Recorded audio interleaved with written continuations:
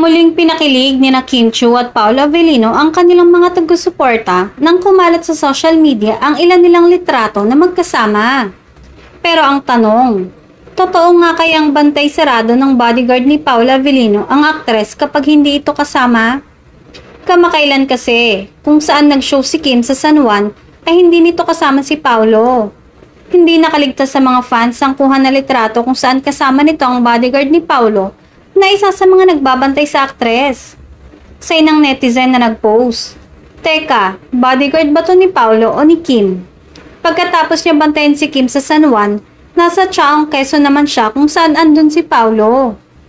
Dahil dito ay kilig overload na naman ang Kim Pao fan ni na Kim Chiu at Paolo Avellino. Samantala, wala pang kumpirmasyon kung totoo ngang may romantic something na ang dalawa. Pero ipinapalagay ng mga netizen na nagkakamabutihan na ang kanilang idol. Kasalukuyang naliling sa isa't isa at may bulong-bulungan na sila na raw pero wala silang inaamin.